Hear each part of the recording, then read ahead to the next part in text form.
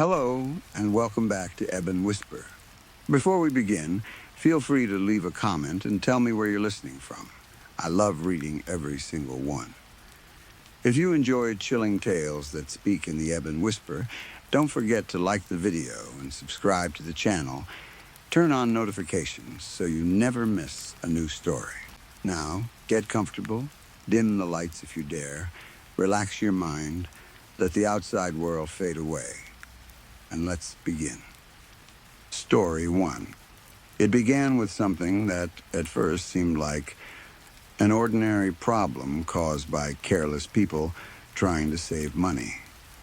Somewhere outside the town, chemical waste had been dumped illegally. No one knew exactly who had ordered it, who had transported it, or how long it had been happening. By the time anyone realized something was wrong, the damage had already been done. The chemicals had seeped deep into the soil before reaching the town's water supply. The first signs were easy to ignore. A few residents complained that the water coming from their kitchen faucets smelled strange. Some said it had a sharp metallic odor. Others claimed it smelled like burned plastic or gasoline. A few people noticed a yellow color when they filled their glasses, while others saw a thin, oily film floating on the surface.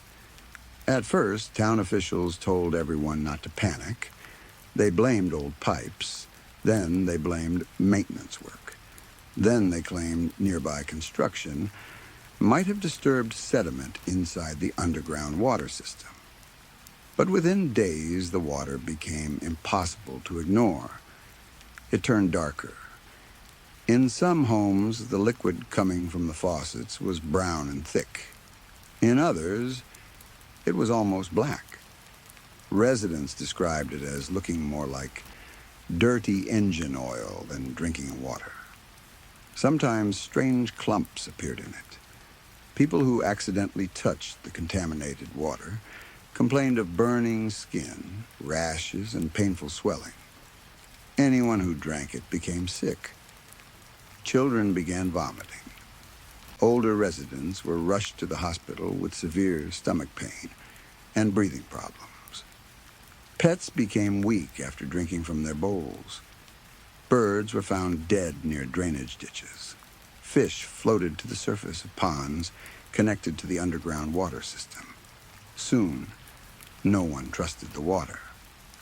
The town descended into panic. People rushed to local stores and emptied shelves of bottled water within hours. Families who had stored emergency supplies locked them away. Arguments broke out in parking lots. Some residents drove to neighboring towns and filled their vehicles with as many water bottles as they could carry. Rumors spread almost as quickly as the contamination. Some people believed the dumping had been an accident. Others said a private chemical company had been secretly disposing of dangerous waste for years because proper disposal was too expensive. A darker theory claimed certain town officials had known about the dumping from the beginning and had accepted money to remain silent. No one could prove any of it. Whenever reporters asked questions, officials gave vague answers. An investigation was underway. The situation was being evaluated. There was no reason for unnecessary fear. Everything was under control, but nothing was under control. Fresh water became the most valuable thing in town. Families had to ration what little remained in bottles and storage containers. Care packages eventually arrived from neighboring communities, but there were never enough. Residents waited in long lines for hours just to receive a few bottles. People stopped taking showers, laundry piled up, restaurants closed, schools shut their doors, hospitals struggled to keep clean water available for patients. Some families collected rainwater, though health officials warned that even this might not be safe because chemicals from contaminated soil could be entering the local environment. Still, the town government refused to order a full evacuation. Officials insisted there was no immediate need to leave. They promised treatment systems were being repaired. They said the contamination would soon be contained. What they did not know was that the worst damage was happening beneath the streets, while frightened residents fought over bottles of drinking water on the surface. Something horrifying was taking place inside the sewer system below them. Environmental scientists had been called in to determine how far the contamination had spread. Among them were Sebastian Gale and Ruth Adams, two researchers with experience studying toxic environments and their effects on wildlife. Their team entered several drainage tunnels and sewer access points wearing protective suits. What they found disturbed even the most experienced members of the group. The rats were changing. At first, they discovered only dead ones, hundreds of them. Their bodies covered the narrow concrete walkways and floated in shallow pools of contaminated water. Some were badly swollen. Others were strangely thin. But the deeper the scientists traveled into the sewer system, the worse the animals became. One rat had grown a second front leg from the side of its chest. Another had a tumor larger than its own head. Some had twisted spines that bent their bodies into unnatural shapes. Several had jaws that appeared to have split down the middle. Others had patches of missing fur, where raw muscle showed beneath the skin. Then the team discovered groups of rats that had somehow fused together. Their bodies had joined into horrible masses of fur, bone, flesh, and tails. Some were already dead, others were still moving. Ruth later described one of the creatures as an amorphous pile of rats that appeared to breathe as a single organism. The scientists immediately understood that the contamination was far worse than anything being reported to the public. Samples were collected, photographs were taken, reports were written. Sebastian demanded that town officials order an evacuation. His request was denied. The officials claimed that creating panic could be more dangerous than the contamination itself. Ruth argued that the mutations proved the chemicals were capable of causing extreme biological damage. Again, nothing happened. Most of the mutated rats died quickly. Their bodies simply could not survive what the chemicals had done to them. But one did. No one saw it leave the sewer system. The first person to report seeing the creature was an elderly woman who lived near the edge of town. She called emergency services late at night and said something was inside her garbage cans. The dispatcher assumed it was a raccoon. Then the woman began screaming. She said the animal had no fur. She said it was bleeding. She said it was crying like a person. By the time police arrived, the creature was gone. They found overturned garbage cans and a trail of blood leading between two houses. More calls came the following night, then more. Residents described something moving through backyards. A naked animal, a large rat, a wounded dog, a creature with exposed organs. No two descriptions were exactly the same, but they all mentioned the blood. The animal left a trail wherever it went. When officers finally encountered it, they understood why the witnesses had struggled to describe what they had seen. The rat barely looked alive. It had no fur. Its skin appeared to have been peeled away, leaving exposed muscle tissue shining beneath the streetlights. Parts of its ribs were visible. Something that looked like an organ pulsed near its side. Its eyes bulged painfully from its skull. Every movement seemed to hurt it. It dragged itself across the pavement, trembling violently as though its own body was attacking it from within. The creature released a terrible wail. It did not sound aggressive. It sounded like something begging for the pain to stop. The officers froze. For a moment, no one knew what to do. Then the rat moved toward them. One officer raised his gun, the others followed. They fired. The creature dropped instantly. Its body jerked as bullets tore through the exposed tissue. Then it stopped moving. The street fell silent. The officers approached carefully. None of them wanted to get close. One suggested calling animal control. Another said they should wait for a hazardous materials team. Then the rat moved. One of its legs twitched. Its head lifted. The officers watched in horror as something impossible happened. The bullets began sliding out of its body. One by one, pieces of metal emerged from the holes in its flesh and fell onto the pavement. The wounds closed behind them. Muscle fibers stretched across open injuries. Tissue reconnected. Within seconds, the damage was gone. The officers fired again. The rat screamed. It fell, then it healed. They fired until several weapons were empty. Nothing changed. Every injury repaired itself. Finally, the rat turned and ran. Despite its damaged appearance, it moved with sudden speed, disappearing between buildings before heading toward the forest surrounding the town. The police followed. Officer Woodard was among them. They tracked the creature by following the blood it left behind. The trail continued through weeds and broken branches before suddenly stopping. The officers separated slightly as they searched. Then Woodard heard screaming. At first, he thought it was a person. He followed the sound into a clearing. The rat was lying in the center of it. Its entire body was convulsing. Woodard raised his flashlight. The creature was changing. Its limbs began stretching. Bones cracked loudly beneath exposed tissue. Its tail extended across the ground. Its skull grew larger. Its eyes expanded inside their sockets. The creature screamed through the entire process. The sound echoed through the forest. Woodard called the others. By the time they reached him, the rat had grown several times larger than before. Then, suddenly, it went silent. It lay motionless in the grass. Under the flashlight beams, it looked like a huge slab of raw meat dropped onto the forest floor. No one wanted to approach it.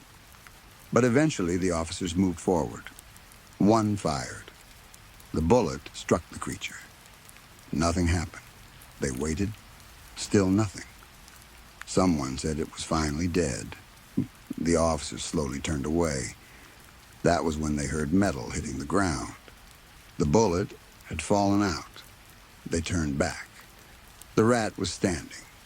Whatever happened next was never officially recorded. The officers did not return. Their bodies were discovered the following morning. The scene was so violent that investigators initially refused to release details. But rumors spread.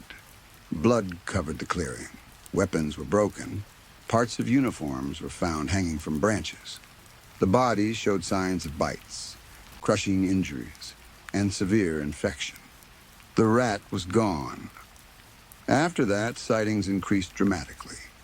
Each report described something larger, something stronger, something less recognizable as a rat. People saw it walking through empty streets at night. Others heard scratching against their homes. Some saw a huge shape moving across rooftops. One family claimed the creature stood outside their living room window for nearly an hour, breathing heavily against the glass. Wherever the rat appeared, destruction followed. Cars were overturned, doors were torn apart, animals vanished, several residents disappeared. The victims who survived suffered from more than physical injuries. Within days, many became sick. Doctors diagnosed cases of rabies, tularemia, and rat bite fever. These diseases were normally treatable under the right conditions, but the infections carried by the rat behaved differently. They spread faster. Symptoms became more severe. Some patients developed violent fevers within hours. Others experienced seizures and organ failure. The chemicals that had mutated the rat appeared to have affected the bacteria and viruses inside its body as well. The pathogens had become far more dangerous. Sebastian and Ruth were brought back into the investigation. After studying tissue and blood samples, they reached a terrifying conclusion. The rat was adapting. Every attempt to kill it made it stronger. Bullets taught its body to heal faster. Fire caused its tissue to develop resistance to extreme heat. Chemical agents only created new mutations. Physical damage triggered growth. The creature was not simply regenerating. It was evolving in response to danger. Sebastian warned officials that continuing to attack the rat might eventually create something impossible to contain. Ruth went further. She said the town was already lost.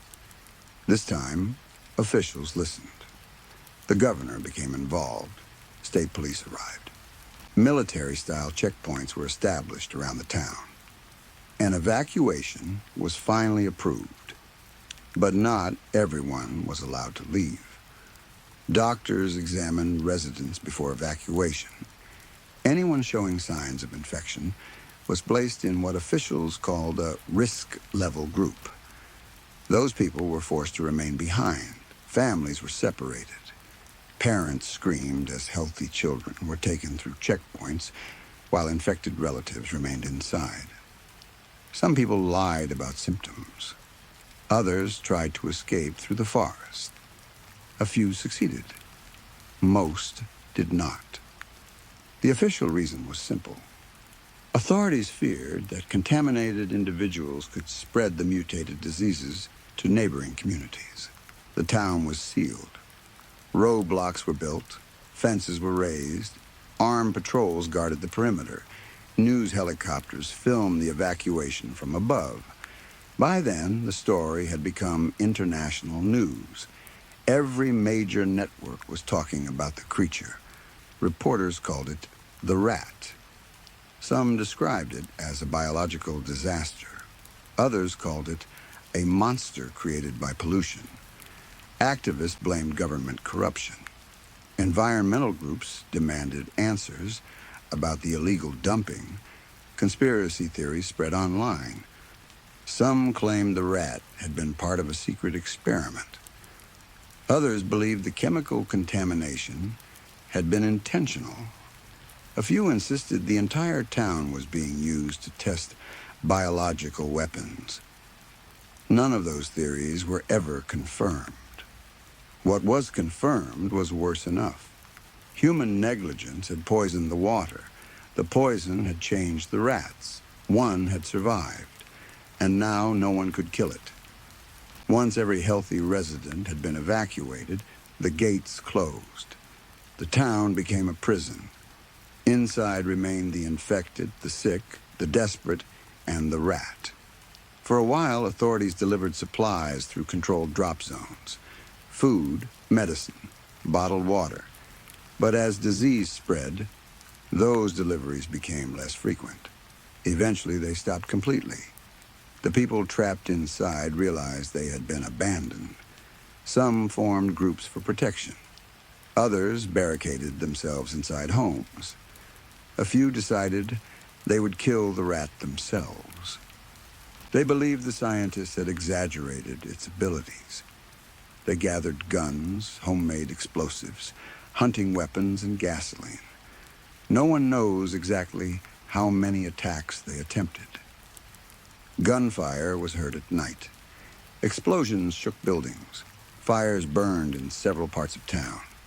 Each time, the rat survived. And each time, witnesses said it changed again.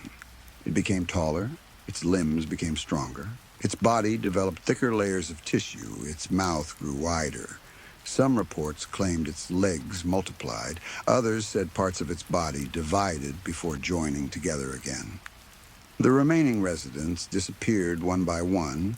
Some died from disease. Others were killed by the creature. A few may have taken their own lives rather than wait for the inevitable. Within months, there was no sign that anyone remained alive.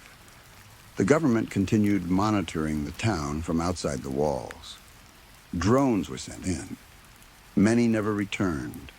Cameras captured brief images of something moving between buildings. It no longer looked much like a rat. Sebastian and Ruth continued studying whatever information they could obtain. Neither believed the containment zone would hold forever. The rat had survived poison, bullets, fire, explosions, disease. Each threat only encouraged another mutation. The walls surrounding the town had been designed to keep people from getting out. They had never been designed to contain something that could continue evolving. Still, officials refused to discuss long-term plans publicly. Eventually, media attention faded. People moved on to other disasters. The town disappeared from maps used by most travelers. Roads leading toward it were permanently closed. The official explanation became environmental contamination. The true story became something people whispered about online. Some said the entire area had been destroyed. Others claimed the creature had finally died from starvation. Sebastian never believed that. Ruth did not either. Rats were survivors. They could eat almost anything. They adapted. They endured. And the rat was no longer an ordinary animal. Years after the evacuation, a surveillance camera positioned along the outer containment wall recorded something unusual. The footage was only 17 seconds long. At first, nothing happened. The empty road outside the barrier remained completely still. Then the camera shook.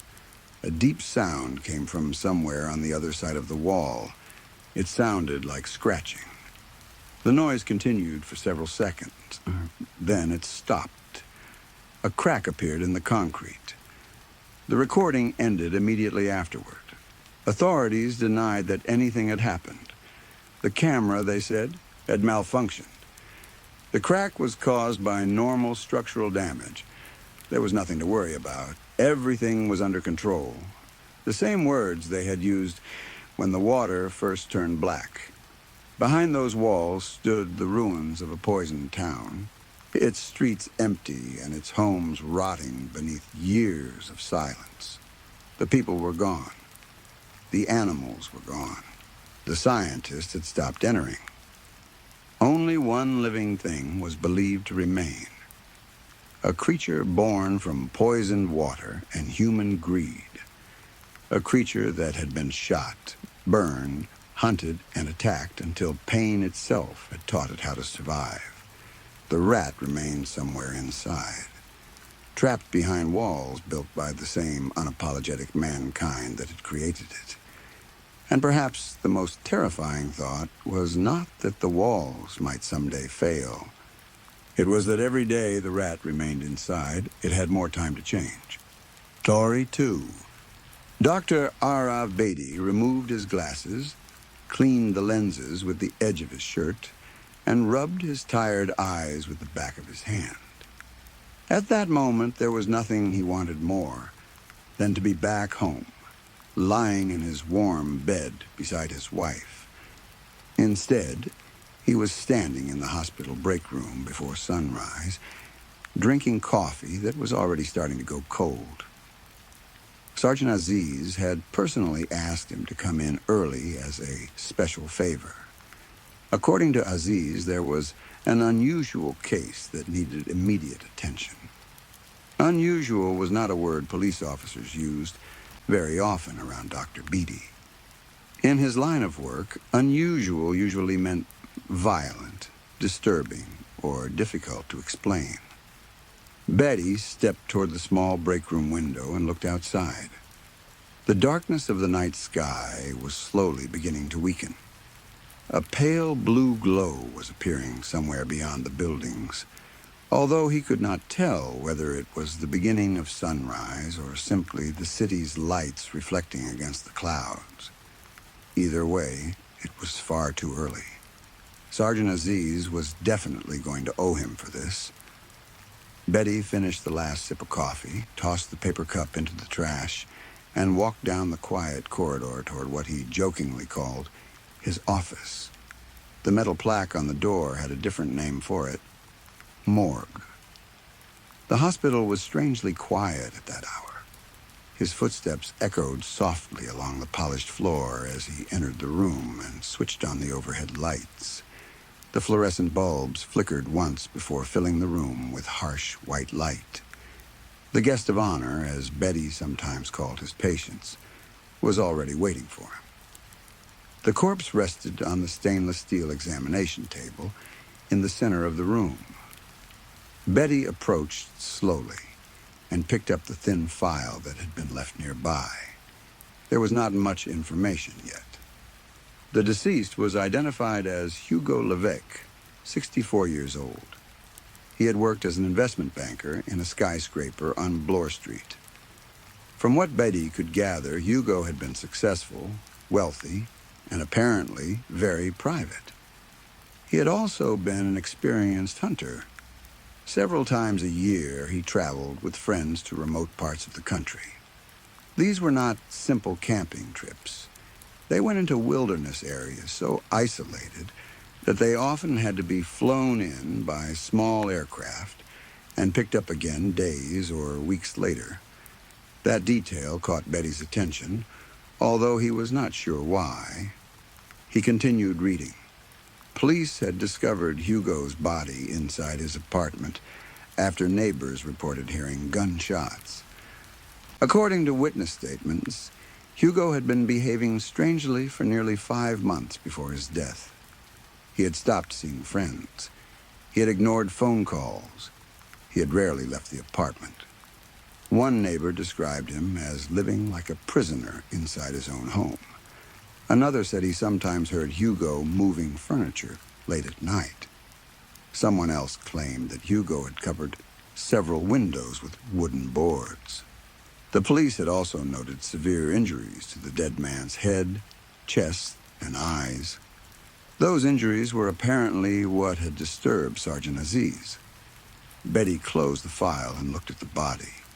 His job was simple, at least in theory: determine what happened to Hugo Levesque, find the cause of death. Everything else belonged to the police. Betty moved to the sink and washed his hands and forearms with the strong medical soap used before examinations. The rough soap always left his skin feeling strangely clean and smooth. Then he put on his protective clothing, gloves, face shield, and apron. Finally, he picked up his voice recorder. He pressed the button. Autopsy started at... Betty checked his watch. 5:56 a.m. Deceased identified as Hugo Levesque. Male. Appears to be of European descent. Age 64. He switched off the recorder. Poor fellow, Betty whispered. He looked at Hugo's damaged skull. You didn't even make it to retirement. Part of the top of the man's head was missing. At first glance, that seemed like the obvious cause of death. A gunshot wound. But then Betty noticed the chest. The body had been opened from the upper chest downward with a long, straight cut. For several seconds, Betty simply stared. It looked almost as though someone had already begun the autopsy. The man's eyes were missing as well. Betty frowned. Now he understood why Sergeant Aziz had sounded uncomfortable on the phone. People generally did not cut open their own chests, and they certainly did not remove their own eyes. Perhaps another medical examiner had already started working on the body. That would explain the open chest. But nobody had mentioned another examination. Still, mistakes happen. Betty stepped toward the door. Hey, Nina. A few seconds later, the door opened, and Nina poked her head inside. She was a forensic laboratory technician, and the only other person working in that part of the hospital so early in the morning. She had also been called in because samples connected to Hugo's case needed immediate testing. Betty liked Nina. She was kind, intelligent, and dependable. But he had always privately thought that she reminded him of a nervous little mouse. It was something about her narrow face, small, dark eyes, and the way she held her hands together whenever she entered a room. "Yes, Outhoff?" she asked. "No one else has examined Mr. Levesque, right?" Nina shook her head. "Not that I know of." Betty pointed toward the body. "No one started an autopsy before I arrived?" Again, she shook her head. "No. He was brought in like that." Betty slowly turned toward the corpse. "Like that?" "That's what I was told." Nina waited. Betty continued staring at Hugo. "Strange," he muttered. "Do you need anything?" "No, thank you." Nina quietly closed the door. Betty was alone again. He turned the recorder back on and began examining the exterior of the body more carefully. The early signs of rigor mortis had begun. Body temperature readings taken by the responding medical team suggested that cooling had also started normally. Pallor mortis was already complete. Based on those changes, Betty estimated that death had occurred approximately 2 or 3 hours earlier. That matched the timeline provided by police. The neighbors had reported the gunshots during roughly the same periods. Gunshots. Betty looked again at the damage to the skull. There had apparently been more than one shot fired in the apartment. Maybe Hugo had fired a warning shot first. Maybe he had missed. Maybe he had been shooting at someone else. Betty stopped himself. That was not his responsibility. His job was to understand what happened to the body. He moved to the hands. The fingernails immediately caught his attention. Several were broken. Others had been worn down almost painfully close to the skin. It looked as though Hugo had spent a long time clawing at something. Betty took out a magnifying glass. Dark brown material was trapped beneath several nails. Using tweezers, he carefully removed a small sample and placed it beneath a microscope. Wood, hardwood, possibly flooring. That suggested several possibilities. Perhaps Hugo had tried to tear through a wooden surface. Perhaps someone had dragged him across the floor while he desperately tried to hold on. Or maybe he had been scratching at the floor itself. Betty recorded the observation.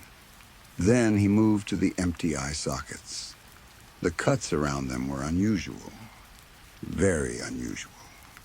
Betty leaned closer. The injuries had not occurred recently. The tissue had healed. Smooth, shiny red scars surrounded both empty sockets. They appeared to be approximately 6 months old. Betty stepped back. "So you lost your eyes half a year ago," he whispered. "And now you're here." Something about that timeline bothered him. He picked up Hugo's medical records again and searched through them. There. July. Hugo Levesque had been airlifted to a hospital in Edmonton several months earlier. The medical file contained surprisingly little information. The official description simply mentioned a serious facial injury. Betty frowned. He would have to request additional records from Alberta Health Services. Then he noticed another detail. At the time of his injury, Hugo had been on a hunting expedition near Nahanni National Park. Betty continued reading.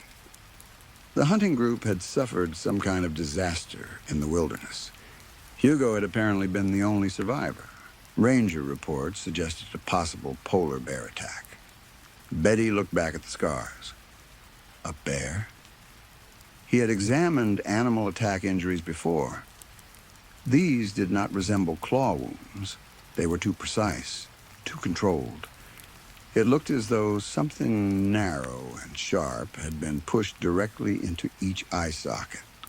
A tool, possibly a blade, perhaps even some type of small saw. Whatever had happened in the wilderness, Betty doubted that the full story was written in the file. He searched for more follow-up medical appointments. There were none. Hugo had refused further treatment. "So," Betty said softly, looking at the corpse, You really have had a terrible year. The pieces were beginning to form a picture. A remote hunting expedition.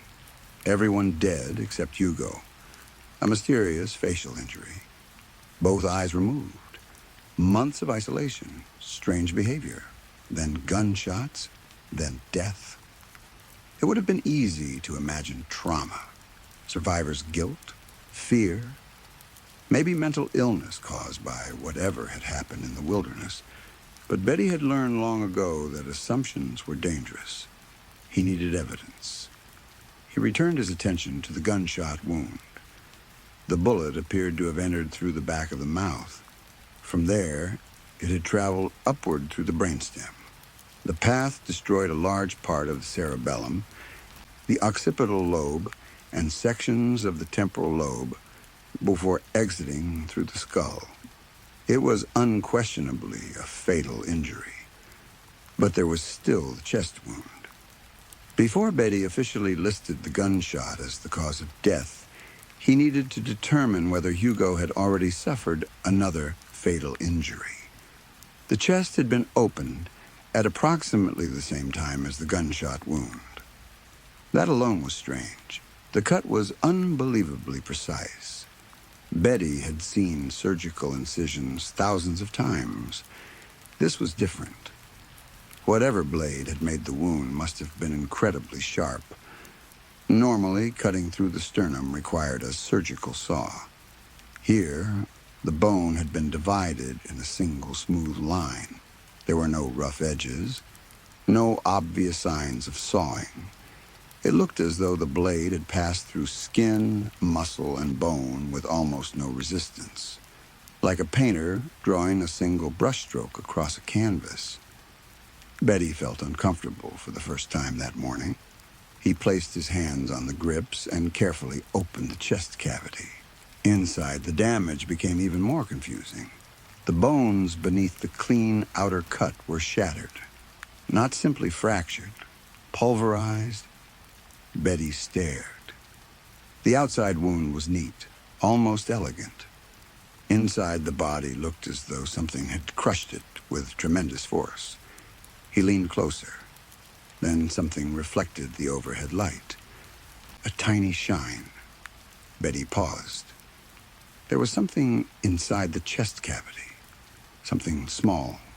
Something glossy. For one strange second, it reminded him of the cat's eye marbles he had played with as a child in India. He remembered crouching in the dirt with the neighborhood children, sunlight shining through colored glass as they competed to knock each other's marbles away. But this object was not round like a marble. The dark shape in its center was horizontal and rectangular. Like the pupil of a goat, Beatty reached inside. His gloved fingers moved slowly between the damaged tissue. Perhaps it was evidence, some kind of object left inside the body. The entire case was beginning to feel less like suicide and more like torture. Had someone attacked Hugo? Had the man survived something terrible in the northern wilderness, only to be hunted down months later? Betty's fingers moved closer. Then the object disappeared. He froze. No, it had not disappeared. It had blinked. Betty stopped breathing. An eye. There was an eye inside Hugo Levesque's chest. Before Betty could pull his hand away, something grabbed his wrist. The grip was immediate and impossibly strong. Pain exploded through his arm. Betty screamed. He tried to yank himself backward, but whatever held him would not release him. The grip tightened. He felt the tiny bones near the end of his radius bend beneath the pressure. Then something cracked. Betty screamed again. Nina! He could hear movement outside. The door handle shook violently. Arav? Nina's voice terrified. What happened? Help me. The door rattled again. Nina pulled on the handle. It would not open. What's wrong with the door? Betty looked toward it. Nina! She tried again. The door should not have been locked. There was no reason for it to be locked. Yet something was keeping it shut. Betty turned back toward the body. Something inside Hugo was moving. The chest cavity widened. Slowly, impossibly, a figure began to rise from inside the corpse. Betty could not understand what he was seeing. The creature did not climb out. It simply rose, as though an invisible platform beneath the autopsy table was lifting it upward. The opening inside Hugo's body seemed too small, yet the figure continued emerging. For one horrifying moment, Betty thought of stories he had heard in childhood. Stories about doorways between worlds, places where the dead could cross, places where things from below could climb upward. The chest cavity no longer looked like part of a human body. It looked like an entrance, a door, a passage leading somewhere beneath the earth. Somewhere ancient religions might have called hell. The creature finally released Beatty's wrist. He stumbled backward and fell hard onto the tiled floor. His injured arm hung uselessly at his side, but the pain barely registered. Fear had taken control of everything. The being continued rising. Its body was shaped almost like a man's. Almost. It stood upright. Its posture was strangely elegant. It wore a brown suit.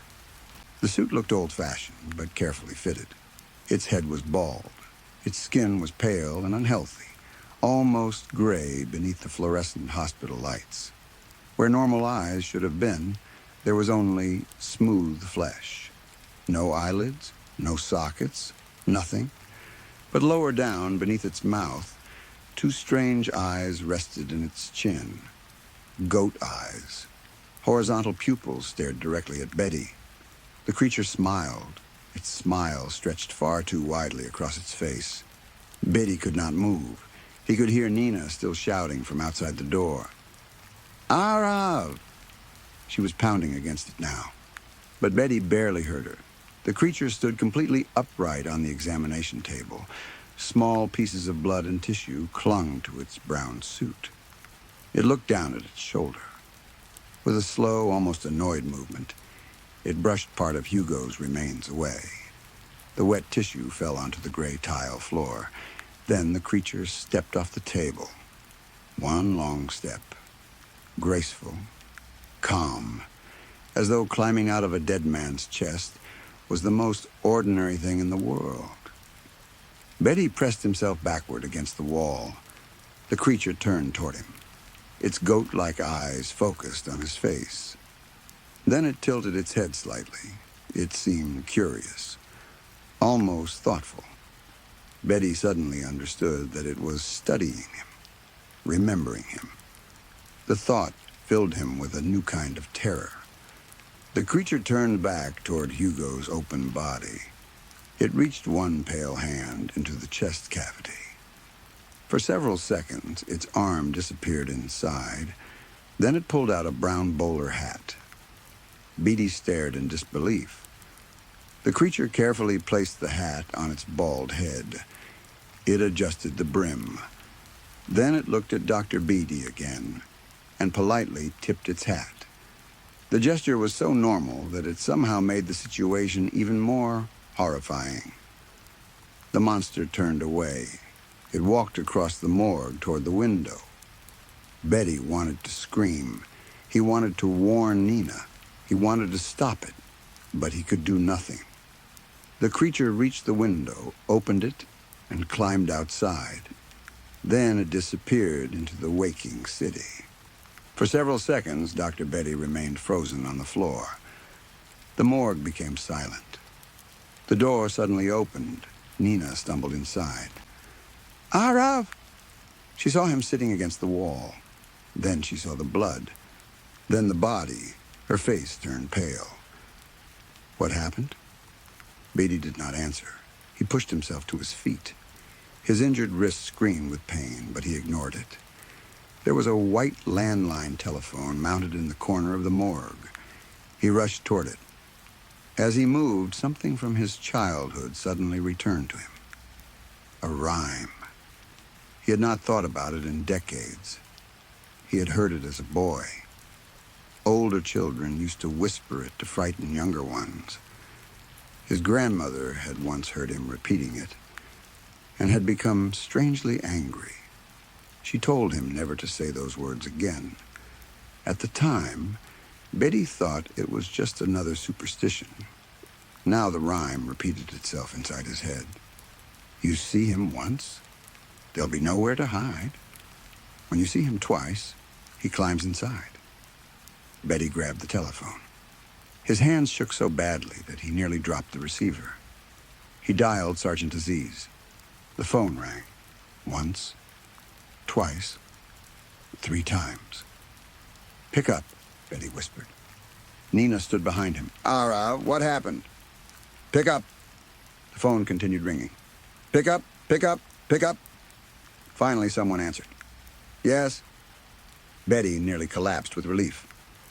Sergeant Aziz, it's Dr. Betty. His voice was shaking. Doctor, what happened? Listen to me. Betty looked toward the window. The creature was gone. Somewhere beyond those walls, the city was beginning another ordinary morning. People were waking up, making coffee, driving to work, walking their dogs. None of them knew what had just entered their world.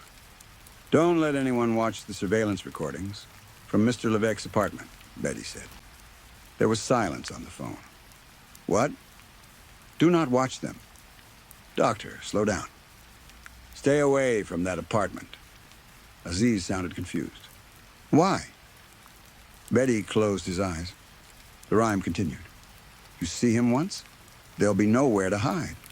When you see him twice, he climbs inside. I think, Betty whispered. His throat felt dry. I think I just saw the Guinea Iron. Silence. Then Sergeant Aziz spoke. What did you say? Betty opened his eyes. He looked at Hugo Levesque's empty sockets. Suddenly, everything made sense. The hunting expedition, the dead companions, the missing eyes, the months of isolation, the boarded windows, the gunshots. Hugo had known. At some point during that terrible trip into the wilderness, he had seen the creature. Maybe only once. Perhaps that was why he had survived when everyone else died. Then he had learned the rule. You see him once, there'll be nowhere to hide. When you see him twice, he climbs inside. Hugo had cut out his own eyes, or perhaps he had asked someone else to do it. He had blinded himself because he believed that if he could never see the creature again, it could never enter him. For months, he had hidden inside his apartment. No television, no windows, perhaps no mirrors. Maybe that was why he had scratched the wooden floor. Maybe he had heard something beneath it. Maybe he had realized the creature was already there. The surveillance recordings. Beatty suddenly understood. Perhaps Hugo had seen the creature through a camera. Perhaps the second sighting did not have to happen face to face. Maybe an image was enough. Maybe a recording counted. Betty's stomach tightened. Sergeant, he said, struggling to keep his voice steady, has anyone watched the footage? Aziz did not answer immediately. Sergeant? Betty heard breathing on the other end. Then Aziz said quietly, one of my officers reviewed part of it. Betty's blood turned cold. What did he see? I don't know. He said there was something strange in the background. Betty gripped the phone harder. Where is that officer now? Another pause. He went home. Betty closed his eyes. No. What is happening, Doctor? Betty looked toward Nina. She stood only a few feet away, pale and confused. Had she seen the creature? No. The door had remained closed. She had only heard him screaming. That meant she might still be safe. But Betty was not. He had seen it, clearly. He had looked directly into the strange goat eyes on its chin. He had watched it climb from Hugo's body. He had watched it place the bowler hat on its head. He had watched it leave. Once, he had seen it once. And somewhere in the world, perhaps on a police monitor, perhaps on an apartment security camera, there might already be another image waiting for him, a second sighting. He thought again about Hugo's missing eyes, the smooth scars, the desperate attempt to protect himself. Hugo had understood the danger. He had sacrificed his sight because blindness had seemed better than what came after the second encounter, and even that had not saved him. Somehow the creature had found a way inside. Betty slowly lowered the telephone. His entire body began trembling. Sergeant Aziz was still speaking. "Doctor?"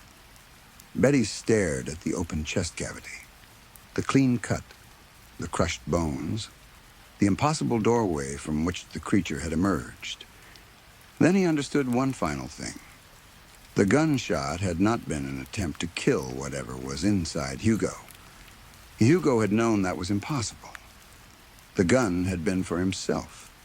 He had been trying to die before the creature could climb out. Maybe he hoped death would stop it. Maybe he believed destroying his own brain would break whatever connection existed between them. But he had been wrong. The thing had used him anyway. Betty slowly touched the scars around Hugo's empty eye sockets. "I'm sorry," he whispered. For the first time, he truly understood the dead man's final months.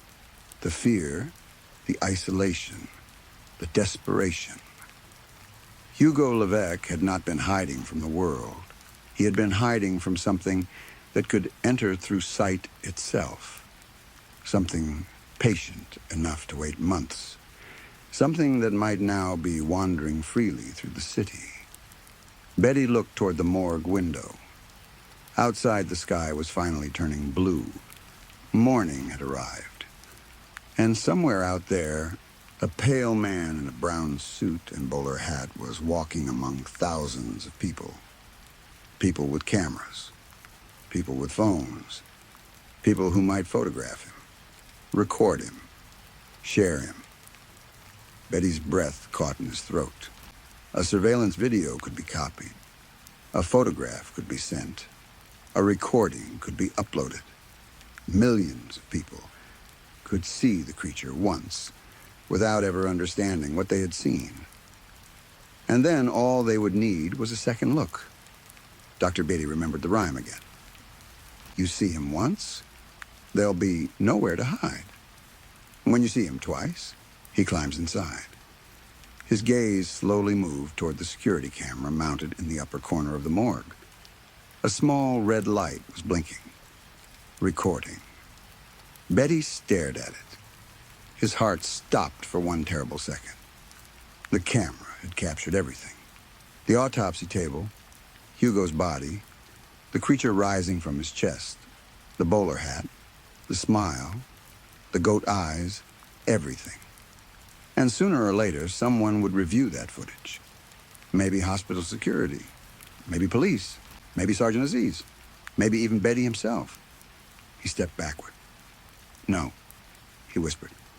Nina looked at him. "What?" Betty pointed at the camera. "Turn it off." She followed his gaze. "What are you talking about?" "Turn it off!" Nina jumped. Betty rushed toward the wall controls. His broken wrist screamed with pain, but he kept moving. "Delete everything from this room," he said. "Arav, you're injured. Everything recorded this morning." "Why?" Beatty looked at her. He wanted to explain, but the word would sound insane. Worse, explaining might make her curious. Curiosity could make her watch, and watching could kill her. "Please," he said softly. "Just trust me."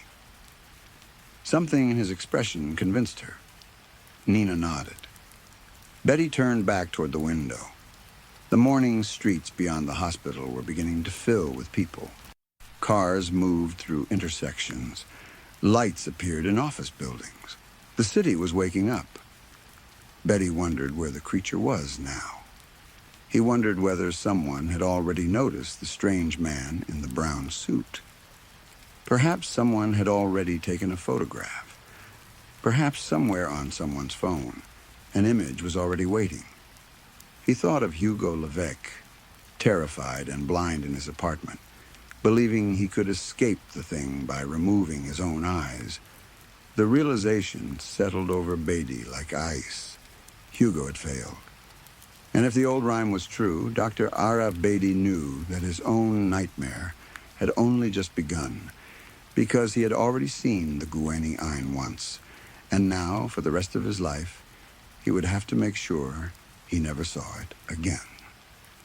Story 3. It was easy to understand why people called it the Forsaken Coast. The coastline stretched for miles beneath a dark and miserable sky, made up mostly of tall, broken cliffs that rose sharply above the cold sea. There were almost no natural harbors where ships could safely land, and hardly a living tree could be seen anywhere. Across the barren land stood the remains of ancient stone structures, enormous megaliths that had been abandoned so long ago that even their original purpose had been forgotten. They were slowly being eaten away by wind, rain, and time, yet their black silhouettes still stood motionless in the gloom like the bones of dead giants. Among those ruins, however, one ancient Sumerian castle remained. It stood alone on the cliff tops, watching over the dark waters of the bewitching sea. Strange green flames flickered behind its narrow windows, glowing like the eyes of something that should have been dead. Anyone who saw those lights understood immediately that the castle was not abandoned. Far inland beyond the coast, the shadowed mountain range rose beneath clouds that were even darker than those over the sea. The skies above the mountains were almost completely black, kept that way by the blood magic of the hematocrats, the powerful vampiric families who ruled the Forsaken Coast from their enormous palaces hidden among the peaks. The clouds closer to the coastline were slightly thinner. Even the hematocrats understood that their mortal servants needed some sunlight if they were going to grow food.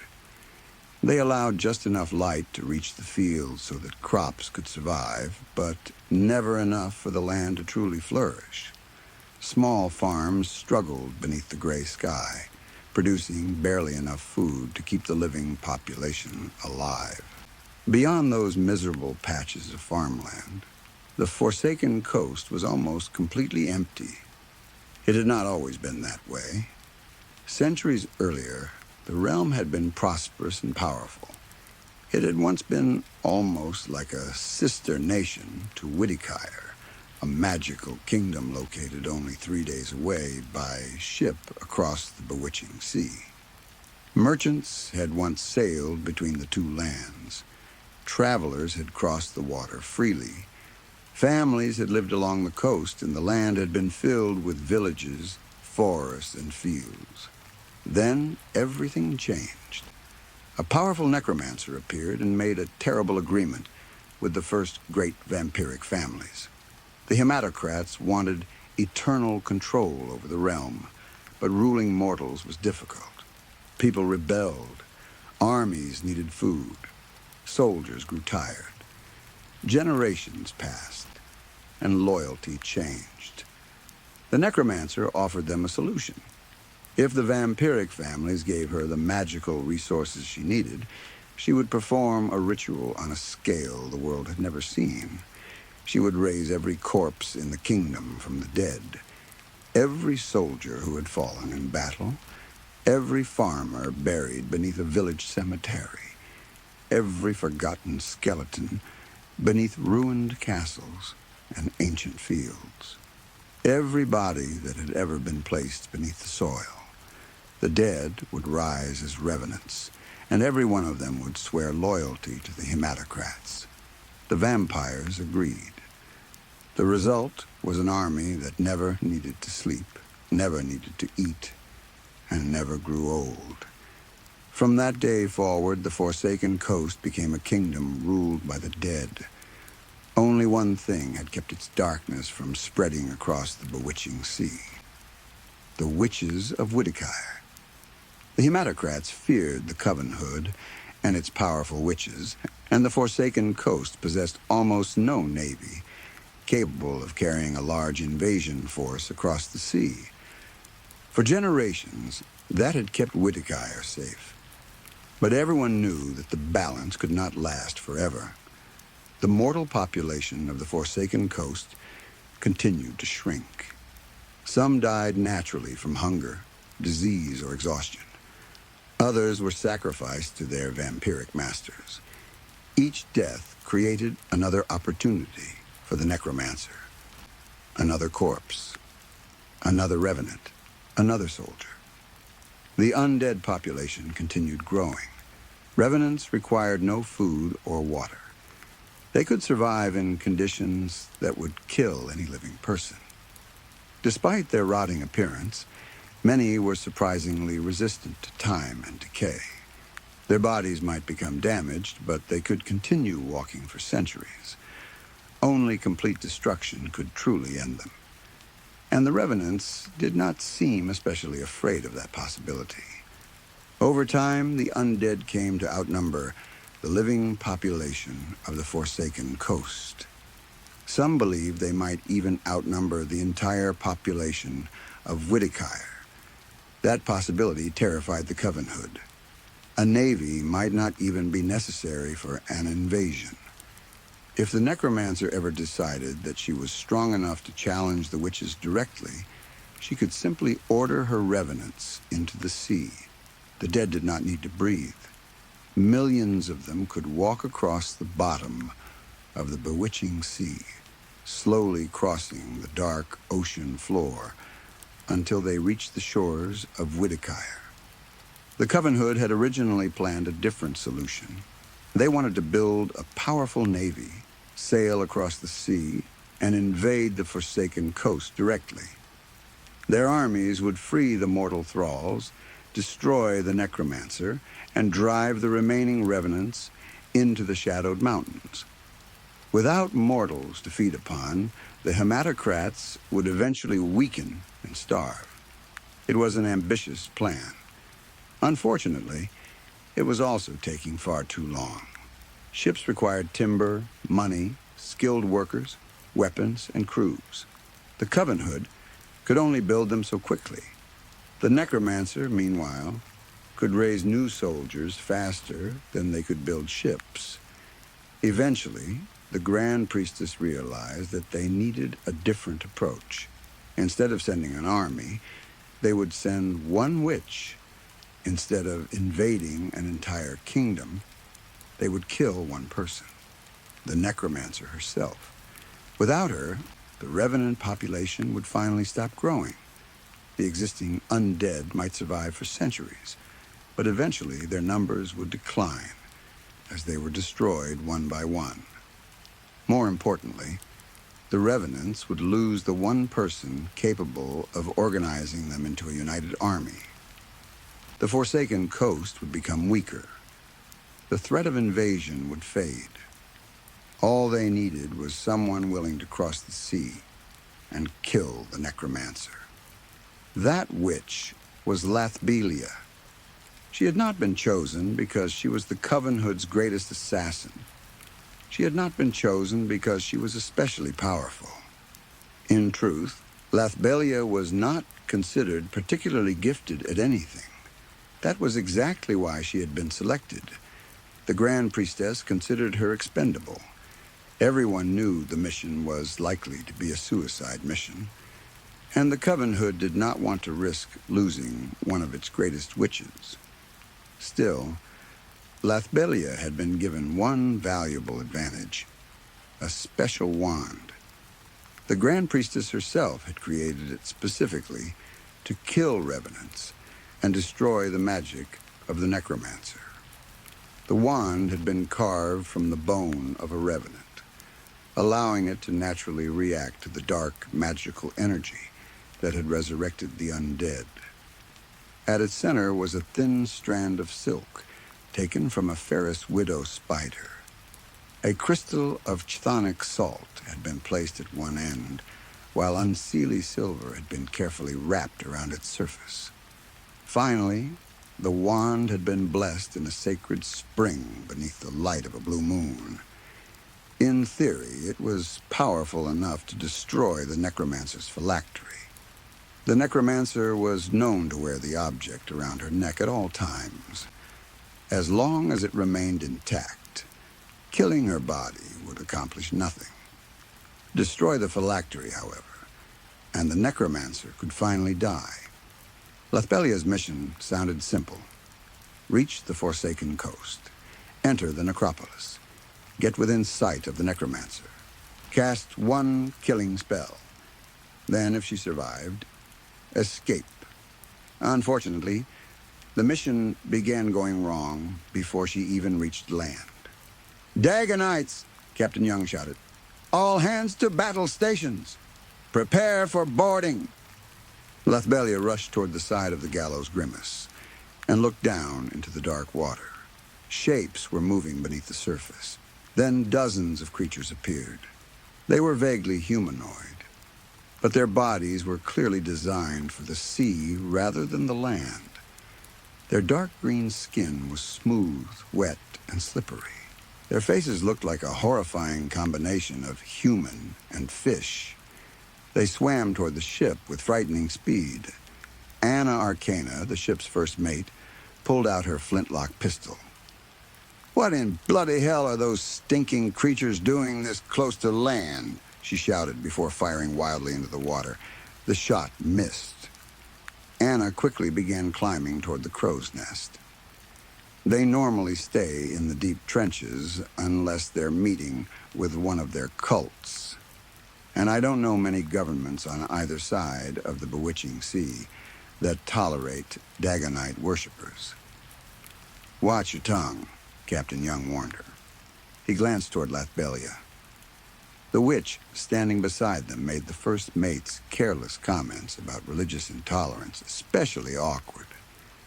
"Miss Lathbelia," the captain continued, "you should probably find somewhere safe.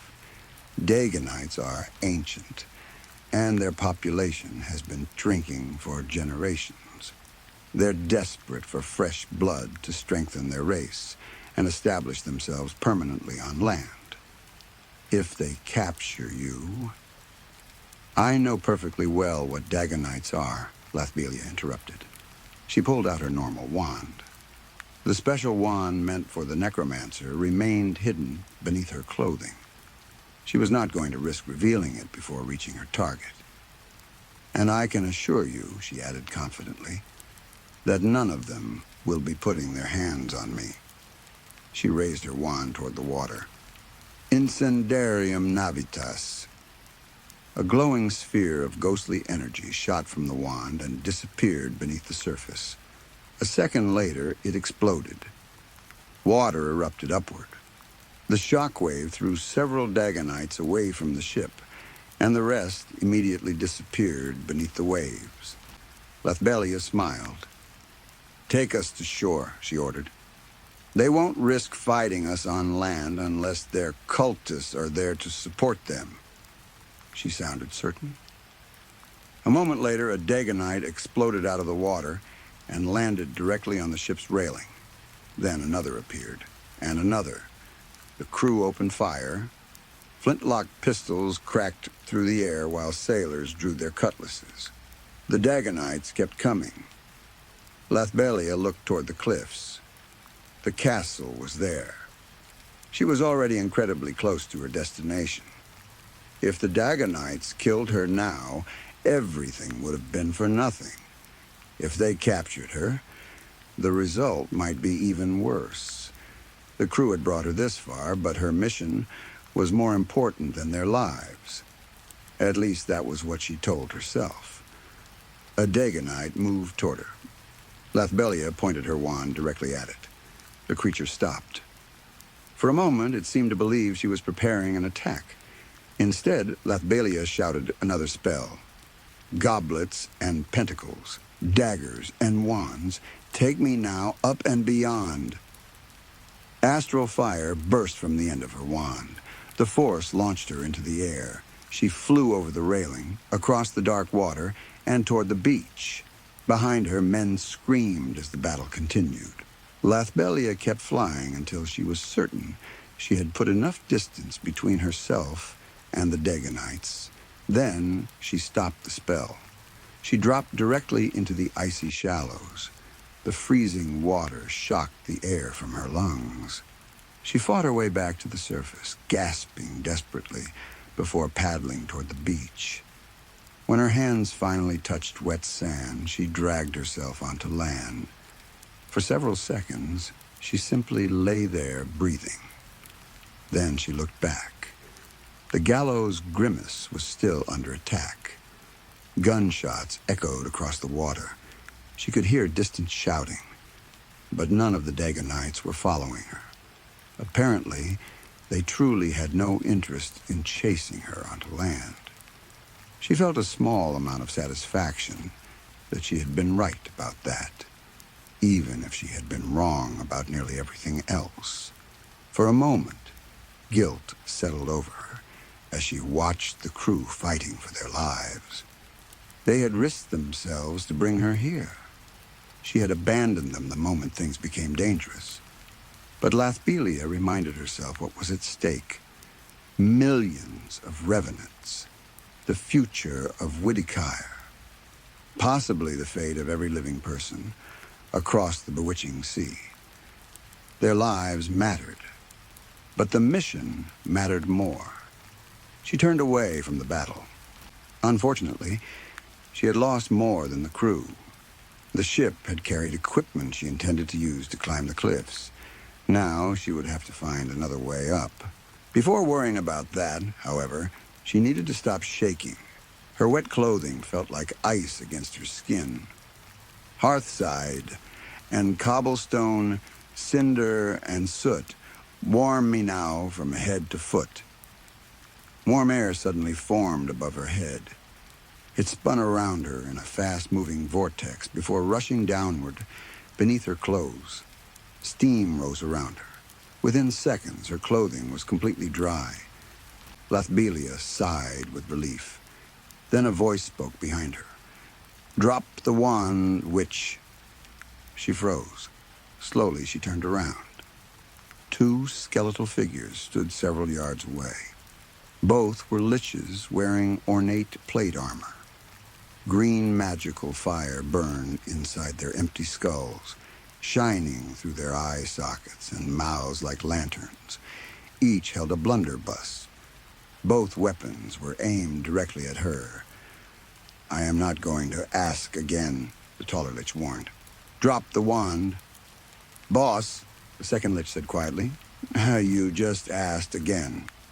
Unfortunately for him, he had not spoken quietly enough. Lathbelia heard every word. The first lich slowly turned his skull. "Damn it, Sonny.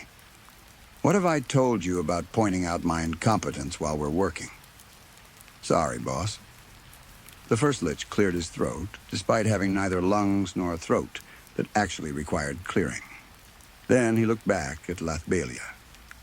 "I am Gasparo von Unterheim, Master-at-Arms and Captain of her Necromancy's Infernal Guard. I will not ask you a third time. Drop the wand." Lathbelia considered attacking. The two revenants looked ridiculous. She was fairly certain she could defeat them, but doing so would create noise. Other guards might come. She still needed to find a way up the cliffs and into the castle. Then another idea entered her mind. If she surrendered, these idiots might take her directly to the person she had come to kill. Lathbelia immediately threw her wand onto the ground. She raised her hands and placed them behind her head. "There," she said, forcing fear into her voice. "It's down. I'm unarmed. Please don't hurt me. Our ship was attacked by Daganites. I jumped overboard to escape." Gasparo stared at her. "And what was a ship from Wittikire doing near the forsaken coast of Drauga Reich in the first place?" "Getting attacked by Daganites," Lathbelia replied. Gasparo looked toward the sea. The battle aboard the gallows Grimace was clearly visible from where they stood. "Well," he muttered, "I can see that from here, so obviously you're not lying. Damn, I really thought I had you with that question." "Boss," Sonny said, "maybe euthanasia should handle the interrogation." Gasparo gave a tired shrug. "Fine. You search her and put her in chains. I'll keep doing the important job." "What important job?" Gasparo lifted his blunderbuss slightly, pointing this at her. Sonny nodded. He picked up Lathbelia's wand before moving toward her. Lathbelia held her breath while he searched her. His skeletal hands moved quickly over her clothing. For one terrible second, she was certain he would find the special wand. His hand passed directly over the place where it was hidden. He stopped. Lathbelia's heart almost stopped with it. Then he moved on. "She's clean," Sonny announced. He pulled her arms forward and locked rusty iron manacles around her wrists. Lathbelia looked down. "You're not putting my hands behind my back?" "You'll need them for the climb," Sonny replied. "The climb? Move." He shoved her forward. Gasparo led the way toward the cliffs. What appeared from a distance to be an ordinary wall of rock slowly changed as they approached it. A hidden staircase appeared. It had been concealed using both the natural shape of the cliff and magical glamour. The stairs had been carved directly into the stone. They were narrow, steep, and dangerously uneven after centuries of erosion. There was no railing, no rope, nothing to stop someone from falling hundreds of feet into the sea. For revenants, the path was not especially dangerous. If one slipped, it might be damaged, but death was far less certain. For a mortal, one mistake would be enough. Lathbelia finally understood why the necropolis had no visible road leading to it. An invading army would never be able to climb this staircase while fighting defenders. Lathbelia began climbing. She spent most of the journey bent forward, sometimes using both hands to steady herself against the stone. The wind pulled at her clothes. The sea crashed far below. Gasparo climbed with no concern at all. Several times, Lathbelia worried that he might accidentally knock her over the edge simply because he had forgotten how fragile living people were. Fortunately, they reached the top without incident. The moment Lathbelia looked up, she felt a deep sense of dread. The damned palace of the forsaken necropolis stood before her. It looked less like something that had been built and more like something that had violently forced its way out of the underworld. The entire fortress was made from enormous silvery white hexagonal columns. They rose from the earth at different heights, creating a central tower 7 stories tall. 3 5-story towers surrounded it. Beyond those stood 5 smaller towers, each 3 stories high, arranged around the outer walls in the shape of a pentagram. Dark, arched windows covered the towers. Stone bridges and flying buttresses connected different sections of the structure. Gargoyles stared down from rooftops and walls, their twisted faces appearing almost alive in the green light. The design reminded Lathbelia of the high-hallowed temple in Evanhill, but this place looked like a cruel parody of it. Everywhere she looked, a sickly green aura covered the stone. It moved slowly across the walls like mist. The entire palace seemed soaked in the energy of the underworld. Lathbelia was taken directly inside. The throne room was enormous. Without warning, the guards threw her forward. She hit the marble floor hard. When she lifted her head, she realized she had landed inside a huge, glowing pentagram.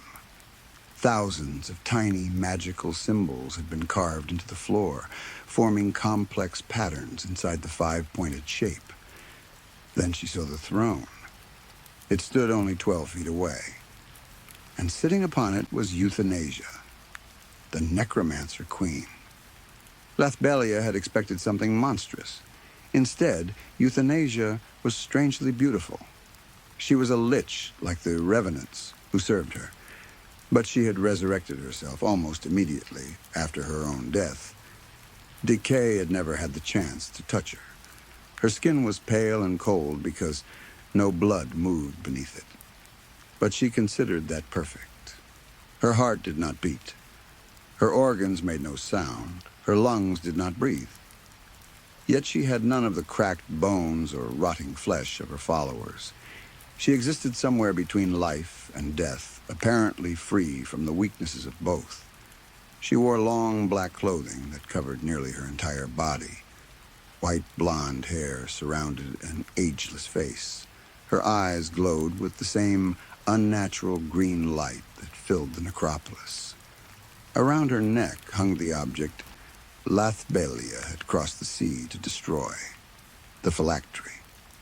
It was a green glass vial with a pointed, rounded bottom, wrapped in cold iron.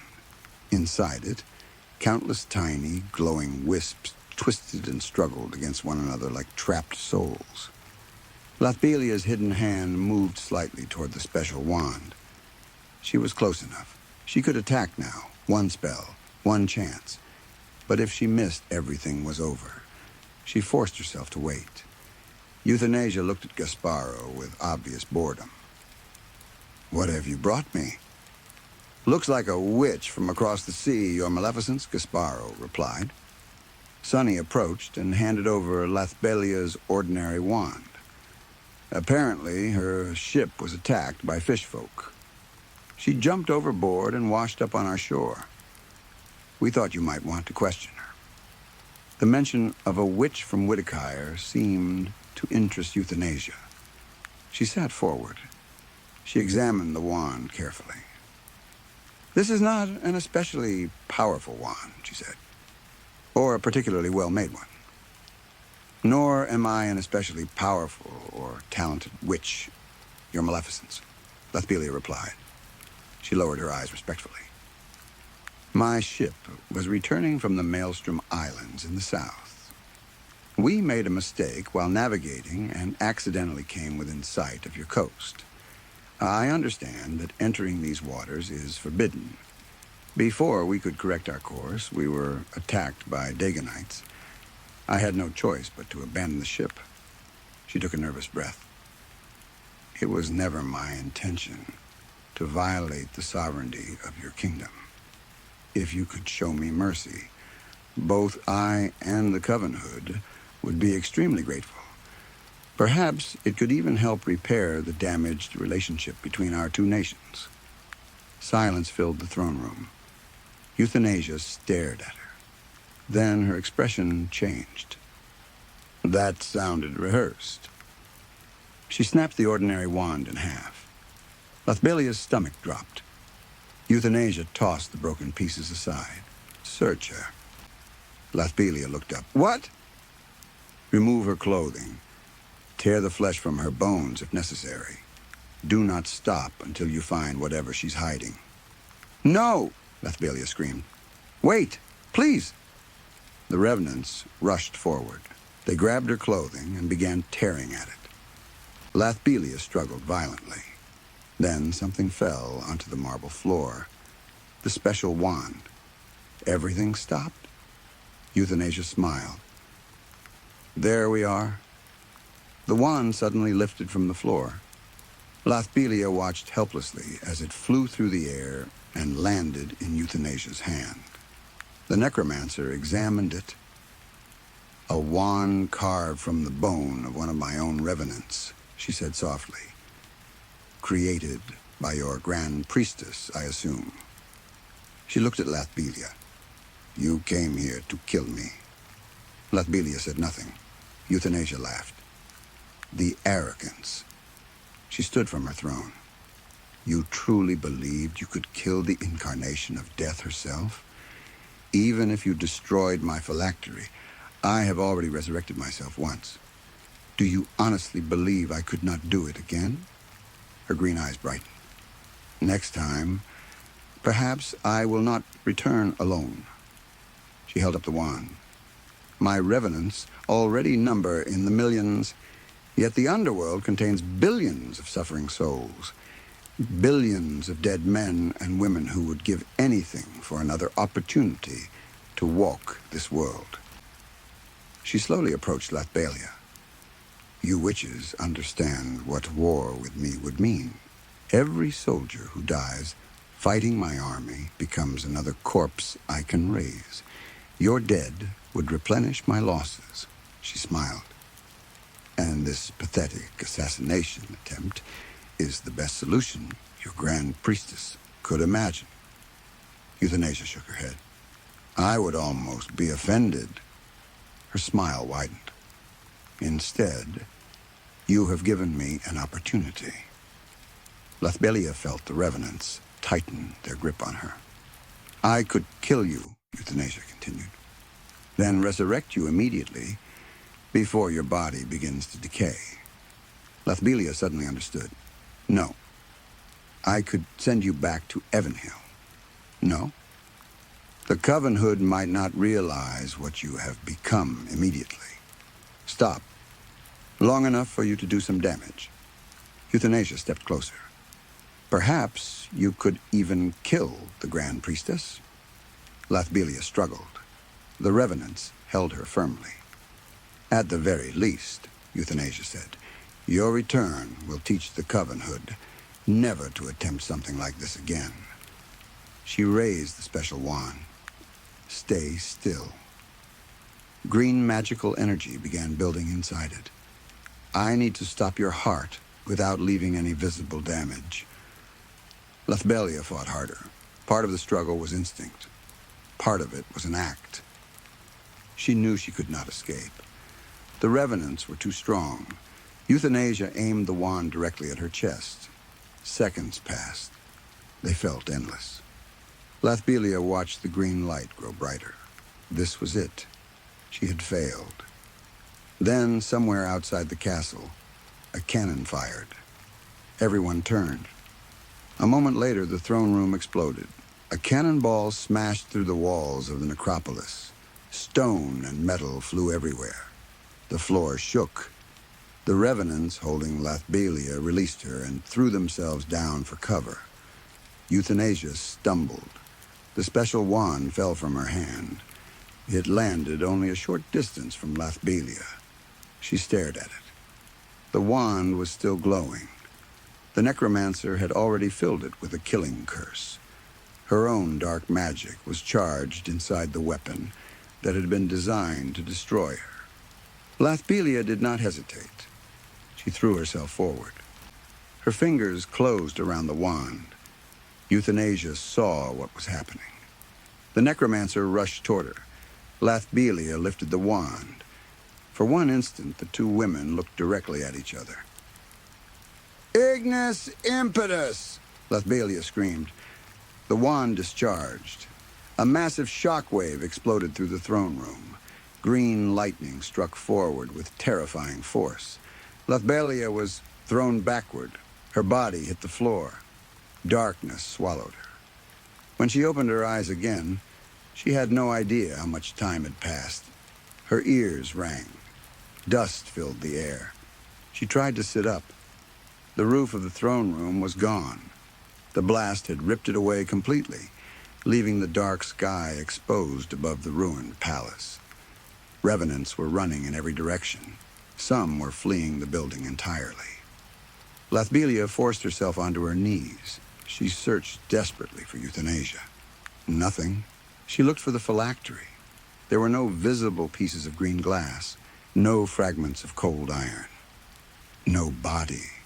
Had she missed? No. That was impossible. Euthanasia had been only a few feet away.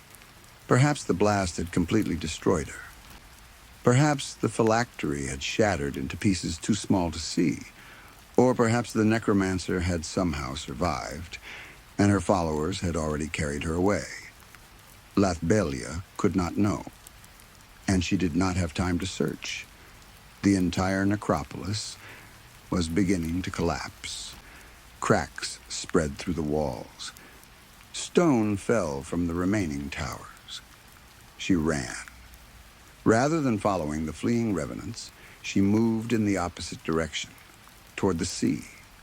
When she finally reached the edge of the cliffs, she stopped. Far below, something floated on the dark water. The gallows grimace. The ship was damaged, but it was still there. The Dagonites had not taken it. The crew had survived. Lathbelia stared at the ship in disbelief. The people she had abandoned had not abandoned her. That cannonball had come from them. They had fired into the necropolis. They had saved her life. And perhaps, without even realizing it, they had helped complete the most important mission the Covenhood had ever attempted. Lathbelia felt relief and guilt at the same time. She wanted to know whether euthanasia was truly dead. She wanted to see the shattered phylactery with her own eyes. She wanted absolute proof. But she had done everything she could. If the blast from a weapon specifically created to destroy the necromancer, charged with euthanasia's own killing magic and fired at almost point-blank range, had not been enough to kill her, Lathbelia doubted anything ever would. She raised the wand above her head. With the last of her strength, she fired one final spell into the dark sky. A bright, magical flare rose above the cliffs. It took the shape of a shooting star and burned brilliantly against the heavy clouds. Far below, the crew of the gallows Grimace would understand the signal. She was alive. She had reached the target. And as far as Lathbelia could tell, her mission had succeeded. Behind her, the damned palace of the forsaken necropolis continued to crumble beneath its sickly green light. Ahead of her stretched the dark waters of the bewitching sea. For the first time in centuries, the future of the Forsaken Coast was uncertain. Story 4. For the past 3 years, I have been living in the far north of the Scottish Highlands. And when I say far north, I really mean as far north as you can possibly go without leaving the British mainland.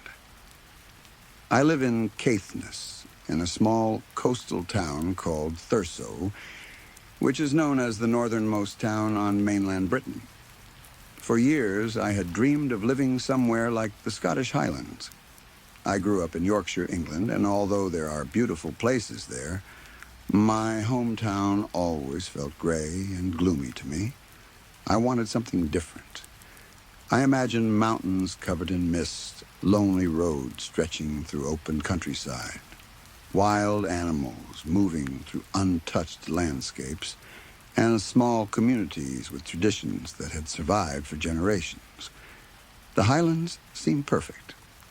When I finally got the chance to move to Thurso, I thought I had found the kind of place I had always wanted.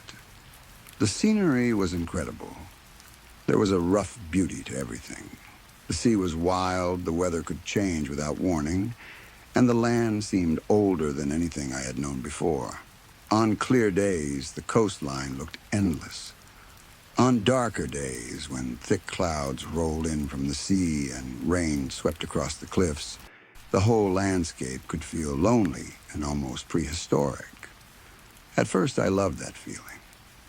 But after living there for some time, I started to understand that places with great beauty can also have a darker side. Caithness was not exactly the peaceful, perfect destination I had imagined before moving there. There was something about the isolation that could get inside your head. The empty stretches of coastline, the long winter nights, the abandoned buildings, and the ancient ruins all seemed to carry stories of their own. When the sun disappeared early in winter, darkness could settle over the land for hours, and sometimes it felt as if the rest of the world was very far away. Not long after moving to Thurso, I developed a habit of exploring the coastline whenever I had free time. The town has a river running through it, and on one side there are the remains of an old castle. Beyond those ruins, A trail follows the eastern coastline along the cliffs. I had walked parts of that trail many times. I enjoyed being out there alone, listening to the waves crash against the rocks far below while seabirds circled overhead. The farther I walked from town, the quieter everything became. Sometimes I could go for long periods without seeing another person. After living in Thurso for about a year during the Christmas season, I decided to take a much longer hike than usual. I wanted to follow the cliff trail farther than I had ever gone before. I didn't have a specific destination in mind. My plan was simply to keep walking for as long as I felt comfortable, then eventually turn around and make my way home. Looking back, that lack of planning probably wasn't the smartest decision. It was winter in northern Scotland. Daylight hours were short, the weather was unpredictable, and I was going into a remote area alone. Still, that morning I wasn't worried. I woke up early, prepared my backpack, packed some food for lunch, made sure I had my phone with me, and left Thurso at around 6 in the morning. The town was still quiet when I started walking. The cold air immediately hit my face as I made my way toward the coastline. Everything had that calm, dark feeling you get in the early hours before most people are awake. Streetlights reflected on wet roads, and there was only the distant sound of the sea. Eventually, I reached the ruins of the old castle and continued beyond them onto the cliff trail. As morning arrived, I settled into the walk. The scenery was beautiful. On one side of me was the open countryside, while on the other side the cliffs dropped toward the cold water below. The sea seemed endless. Waves broke against rocks with a heavy, repeating sound that followed me for much of the journey. I kept walking. Hours passed. At some point, the familiar parts of the trail disappeared behind me, and I entered areas I had never explored before. That was exactly what I had wanted. There was something exciting about not knowing what might be around the next corner. Every bend in the coastline seemed to reveal another stretch of cliffs or another distant bay. I stopped occasionally to rest, eat, or simply look at the scenery, but most of the day I kept moving. By late afternoon, I started to realize just how far I had walked. My legs were becoming tired, and the light was already beginning to fade. Still, I continued. Eventually, I reached a place that, at first glance, looked almost like an abandoned village. I remember stopping and staring at it. There were old stone buildings spread across the landscape, and the whole place looked strangely empty. From a distance, it seemed like some forgotten settlement that everyone had suddenly left behind. Among the buildings, I could also see what looked like the remains of an old round tower. For a moment, I genuinely wondered if I had somehow found a ghost town. There was nobody around, no voices, no movement. Just old stone structures under the fading winter sky. It had an unsettling atmosphere, especially after spending so many hours alone. Later, I discovered that the area was actually connected to the Castletown Heritage Center and was a known tourist location. But at the time, arriving there unexpectedly and seeing those old buildings without another person in sight made the place feel much stranger than it probably was. I had also walked much farther than I realized. By that point, I was around 10 miles outside Thurso. I should have turned back immediately. My legs were tired, darkness was approaching, and I still had a very long journey home. But then I noticed the cliffs on the other side of Dunnet Bay. They stood in the distance, larger and more impressive than the cliffs I had already been walking along. Something in me wanted to reach them. Maybe it was stubbornness. Maybe it was curiosity. I had already walked so far that I convinced myself I might as well continue a little longer. My plan was to cross around the bay, reach the distant cliffs, take a look, and then finally begin the journey home. Even as I made the decision, I could feel my body telling me to stop. My legs were becoming weak from walking all day.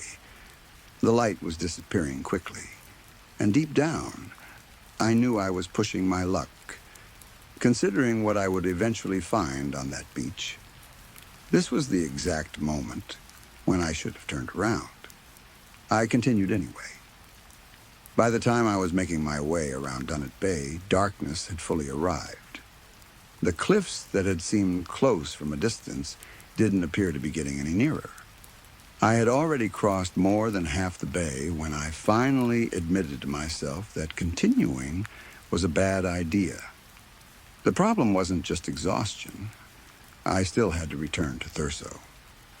Parts of my original route followed cliffs, and some sections of the trail went down toward the shoreline. Walking those areas at night would already be dangerous. But there was another risk: the tide. If the water came in and covered certain parts of the road, I could find myself trapped or forced to take a completely different path. I finally decided to turn around. At first I felt relieved. I told myself I had gone far enough and there was no shame in heading home. But the moment I started walking back, I became much more aware of how dark and empty the beach was. During the day, the landscape had felt open and beautiful. At night, it felt completely different. The darkness seemed to swallow everything beyond a short distance. The sea was somewhere beside me, but I couldn't always clearly see it. I could only hear the waves moving in the darkness. I tried to retrace my route by following the footprints I had left in the sand earlier. But visibility was so poor that I had to use the flashlight on my phone. The beam was not particularly strong. It illuminated only a small area in front of me. Everything beyond that circle of light disappeared into blackness. I walked carefully, following my footprints whenever I could find them. The wind moved across the beach, and the sound of the water seemed louder now that I was alone in the dark. Then I noticed something ahead of me. There was a dark shape lying on the sand. I slowed down. From where I stood, I couldn't tell what it was. My phone flashlight didn't reach far enough to reveal any details. At first, I assumed it was a rock. There were plenty of rocks along the coast, so there was no reason to immediately think it was anything unusual. Still, something about the shape bothered me. I couldn't explain why. Maybe it was the size. Maybe it was the way it was lying in the sand. Whatever the reason, I wasn't completely convinced it was a rock. I continued walking toward it. With every step, the shape became clearer. And the closer I got, the less it looked like stone. For a moment, I wondered if it might be a large fish. That seemed strange enough. I didn't realize fish that large could be found around those waters, although I knew almost nothing about marine life. I stopped just a short distance away. The thing was directly in front of me now, but because of the angle of my phone light, I still couldn't clearly tell what I was looking at. I felt a strange hesitation. For some reason, I didn't want to shine the flashlight directly onto it. There was a part of me that preferred believing it was just a rock, because once I looked properly, I knew I might see something I didn't want to see. I stood there for a few seconds, feeling ridiculous. Finally, I decided to test it with my boot. I lifted my foot and gently pressed the toe of my boot against the dark object. I expected resistance, hard stone. Instead, the surface gave slightly beneath the pressure. I immediately pulled my foot back. It wasn't rock, it was flesh. That realization sent a cold feeling through me. Whatever I had found had once been alive. For a moment, I just stood there. The beach around me suddenly felt even darker. I knew I had to look. Slowly, I raised my phone and pointed the flashlight directly at the shape. I was hoping to see some kind of large fish. Instead, the beam revealed a seal, a dead seal pup. Seeing a dead seal wasn't completely unheard of in Caithness. Seal carcasses sometimes wash onto beaches in the region, and this wasn't even the first dead seal I'd encountered since moving to the highlands. But finding one in complete darkness, alone on an empty beach miles from home, was different. I stood there looking at it. The small body lay motionless in the sand while the weak beam from my phone moved across its wet fur. Something about it felt wrong. At first, I thought that feeling was simply because I had unexpectedly found a dead animal. Then I noticed the wound. A large piece of flesh was missing from the seal's body. I moved the light closer. The wound was strangely round. It looked like a bite. My first thought was that perhaps the animal had been struck by a boat. That could explain the injury. But the more I looked at it, the less the wound seemed like damage caused by machinery. The shape was too clear. It looked as if something had bitten the seal. I knew that orcas could sometimes be found in the waters around northern Scotland, depending on the time of year, and I knew they hunted seals. But this bite mark didn't seem large enough to have come from an orca. If anything, it appeared closer to the size of a bite another adult seal might make. That idea disturbed me. Had another seal attacked the pup? I knew that in nature, animals sometimes kill or even eat members of their own species. But I had never heard anything about seals behaving that way. Still, I wasn't an expert. Maybe there was a perfectly ordinary explanation. Then I noticed something worse. At first, my mind struggled to understand what I was seeing. Something was wrong with the seal's head. I pointed the flashlight directly at it. The skin was still there, but the shape underneath wasn't. The skull was missing. Not the entire head, the skull itself. The outer skin remained lying flat against the sand, almost like an empty piece of fabric.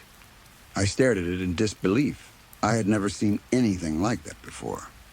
For a few seconds, I couldn't even process how something like that could happen. How could the skin remain while the skull was gone? I didn't want to stay there any longer. The longer I looked at the body, the more uncomfortable I became. I turned away and continued walking. I tried to tell myself there was a normal explanation. The sea could do strange things to a dead animal. Scavengers could tear apart a carcass. Maybe the body had been floating in the water for days before washing onto the beach. I kept moving, but the image of that empty head stayed in my mind. I had only walked a short distance when the beam from my phone caught another shape ahead. I froze. There was another dark silhouette lying in the sand. For a moment, I considered walking around it without looking. I didn't want to know what it was. But curiosity got the better of me. I approached slowly. As soon as my flashlight reached it, my stomach dropped. It was another seal pup. Dead. I stepped closer. Almost immediately, I noticed a wound. It looked nearly identical to the wound on the first seal. Another rounded bite. And when I moved the light toward the head, I saw the same impossible-looking damage. The skull was missing. Again, the skin remained. 2 dead seal pups. 2 similar bite wounds. 2 missing skulls. Standing alone on that beach in the middle of the night, I suddenly felt deeply uncomfortable. Finding one mutilated seal could be explained as a strange accident. Finding 2 of them in the same area with almost identical injuries was much harder to ignore. I looked around the beach. The darkness beyond my flashlight seemed endless. I could hear the sea. I could hear the wind, but I couldn't see what might be farther down the shore. For the first time that night, I began wondering whether whatever had killed those seals could still be nearby. I knew that thought probably wasn't rational. The animals might have died days earlier. They might have washed ashore from somewhere else entirely. But logic doesn't always help when you're alone in darkness looking at two mutilated carcasses. I started walking faster. As I continued toward home, I kept thinking about what I had seen. I could accept the possibility that both seals had been attacked by another animal. I could even accept that both had similar wounds if they were attacked by the same predator. But the missing skulls confused me. The bodies had not been completely ripped apart. They weren't scattered across the beach. There were no obvious signs of some huge feeding frenzy. Both carcasses looked disturbingly similar. Whatever had happened to one seemed to have happened to the other. Had the animal that killed them somehow removed their skulls? That didn't make sense. Why would a predator do that? And how could the skulls be removed while so much of the skin remained? The more I thought about it, the stranger it became. Eventually, after I got home and had time to calm down, I started looking for possible explanations. I discovered that finding headless seal carcasses is actually not as unusual as I had assumed. There are several possible reasons. One explanation is the movement of the sea. If a dead seal spends enough time being thrown around by waves and dragged across rocks, the body can begin to break apart. The neck may weaken, and eventually the head can separate before the rest of the body washes onto shore. That explanation made sense, but it still didn't fully explain what I had seen. The seals I found didn't simply look headless. From what I could see that night, the outer skin around the head was still present. It was the skull underneath that seemed to be gone. Another explanation involved scavengers. Animals feeding on a carcass may target softer or easier areas first. Birds, marine animals, or land scavengers could damage the head and neck and possibly remove parts of the remains. That also made sense. I didn't know exactly what kinds of animals in that region would do something like that, but at least it gave me another ordinary explanation. Maybe the seals had died at sea. Maybe another animal had bitten them. Maybe their bodies had floated for days. Maybe scavengers had fed on them before the tide carried them toward the beach. Maybe the movement of the waves had caused further damage. There were plenty of reasonable possibilities. Still, something about the whole experience never completely left me. It wasn't simply that I had found dead animals. It was the similarity between them. Both seal pups were close to each other. Both had what appeared to be nearly identical bite wounds. Both were missing their skulls in what seemed to be the same way. One strange carcass could be random. Two identical ones felt different. Of course, nature can create patterns. Animals from the same group can die from the same predator. Bodies floating through the same waters can be damaged in the same way. Scavengers can feed in predictable patterns. I understand all of that. But standing there that night, I didn't have those explanations. All I had was a weak phone flashlight, a dark beach, and two small bodies that looked as though something had done exactly the same thing to both of them. Maybe that was why the memory stayed with me. Growing up in Yorkshire, my life had always felt fairly normal. Nothing particularly strange ever happened. Wildlife was something I mostly saw on television, in books, or during trips to zoos. Then I moved to one of the most remote parts of mainland Britain. Suddenly, I was living beside a cold northern sea, walking along cliffs where I could travel for miles without seeing another person. I was surrounded by animals I had barely encountered before. Seals, orcas, seabirds, creatures that lived in an environment that still felt almost completely unfamiliar to me. There is something humbling about realizing how little you understand the natural world. From a distance, wildlife can seem beautiful and peaceful, but nature is not always gentle. Animals kill each other. Bodies wash ashore. Predators leave wounds behind. The sea takes things apart. Most of the time, all of that happens far away from human eyes, but every so often you find the evidence. And when you do, especially alone in the darkness, it can feel much more disturbing than you expect. I still live in the north of the Scottish Highlands. I still appreciate the beauty of the place.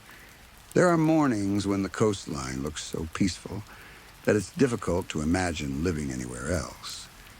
But I also see the landscape differently now. I understand that beneath the beauty is something much older and wilder. The cliffs are dangerous. The sea is unpredictable. The weather can change in minutes, and sometimes the tide brings things onto the shore that you weren't expecting to find. Maybe there was nothing mysterious about those two seal pups.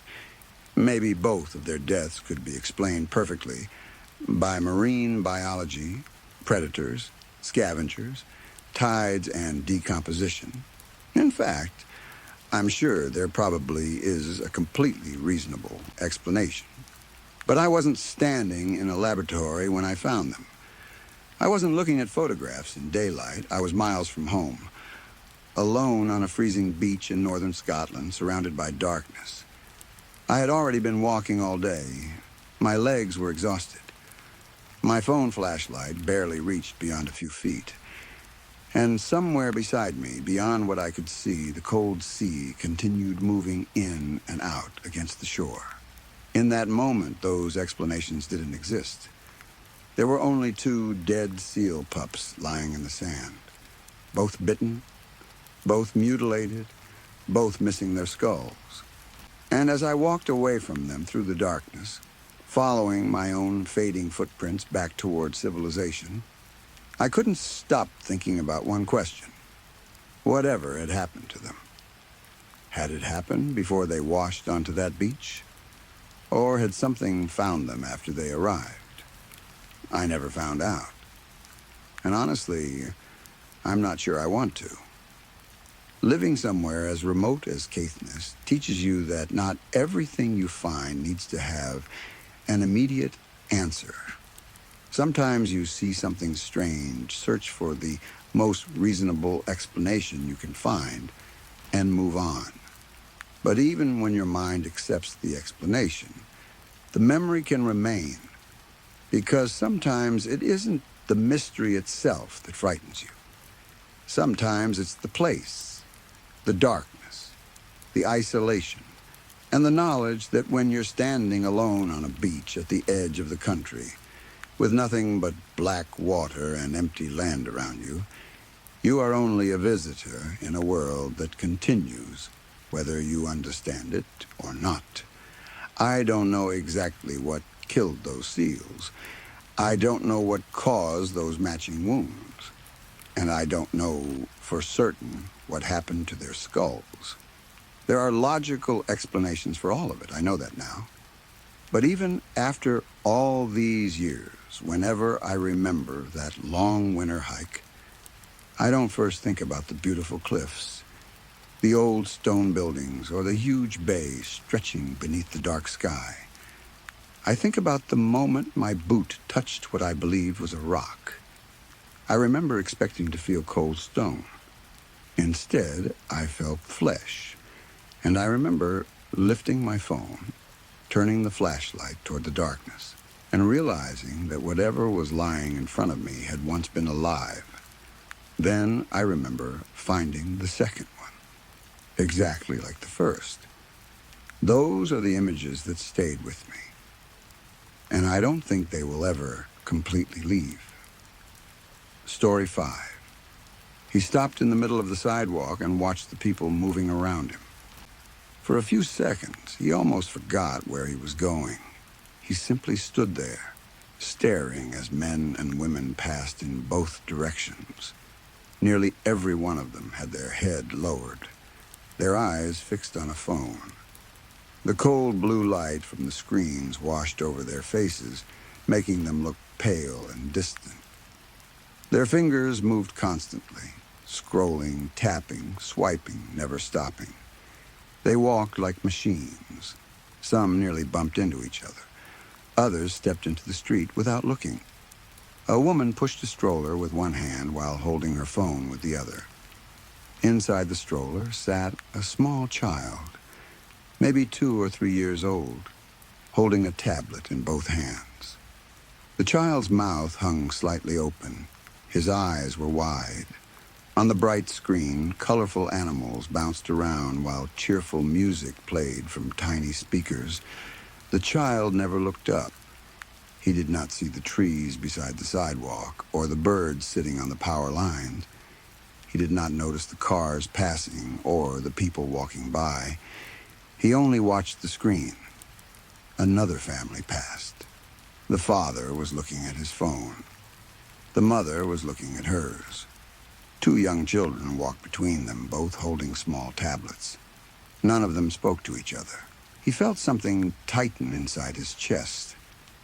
This is a nightmare, he thought. The thought came so clearly that for a moment he truly believed it. This is a nightmare, and I'm dreaming.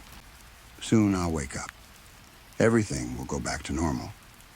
But he never woke up.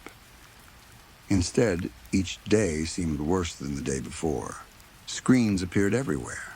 They were in restaurants, hanging above tables and showing sports highlights or advertisements.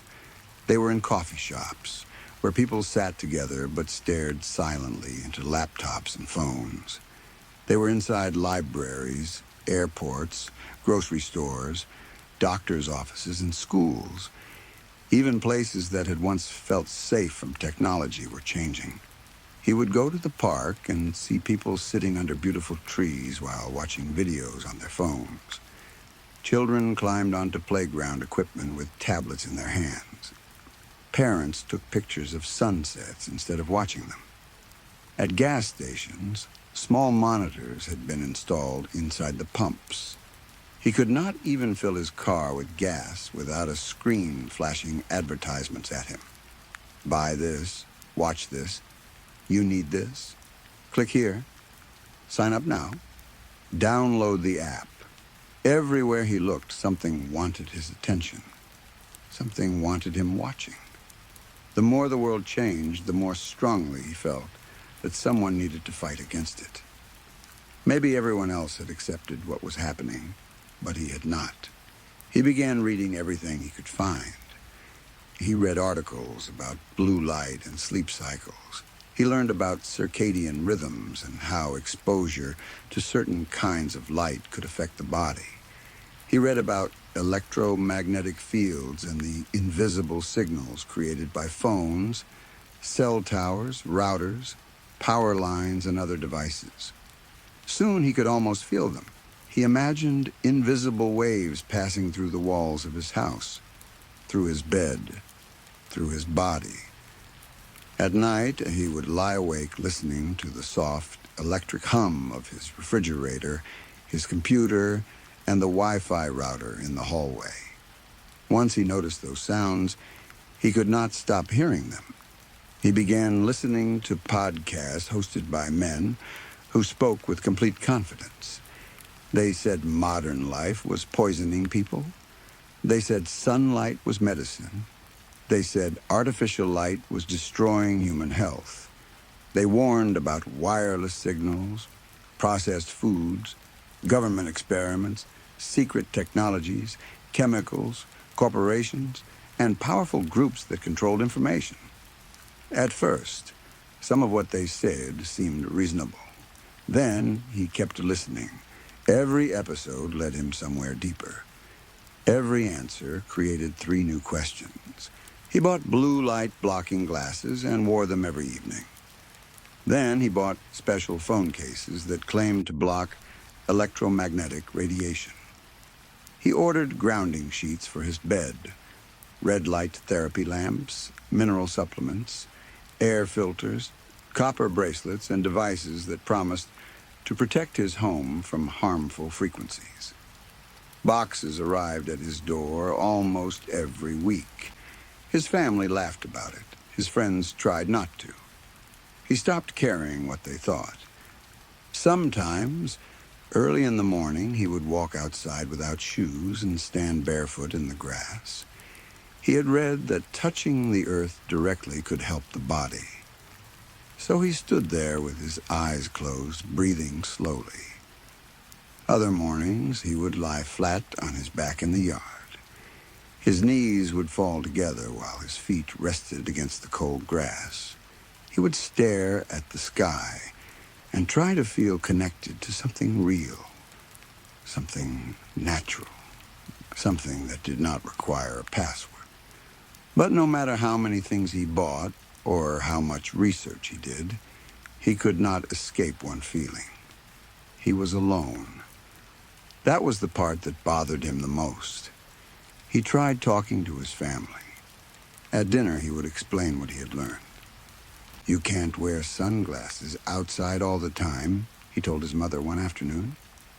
"Your eyes are receivers. They take in light and send information to your body. If you block natural light, your body gets confused. It starts thinking it's later in the day than it really is." His mother sat on the couch nearby, looking at her phone. "You need to go outside first thing in the morning," he continued. "You need sunlight in your eyes. Not staring directly at the sun, obviously, but natural morning light. It tells your body that the day has started. It sets your circadian rhythm." "That's nice, honey," his mother said. She scratched the corner of her eye with a manicured fingernail. She never looked up from the screen. He stared at her. "I'm serious." "I know." "No, you don't understand. Your sleep, your hormones, your energy, everything is connected to this. Almost every disease can be connected in some way to circadian dysfunction." His mother nodded slowly while scrolling. "Very interesting." He stopped talking. She had not heard a word. His friends were no better. When he tried explaining his concerns, they made jokes. They told him he spent too much time online. The irony made him angry.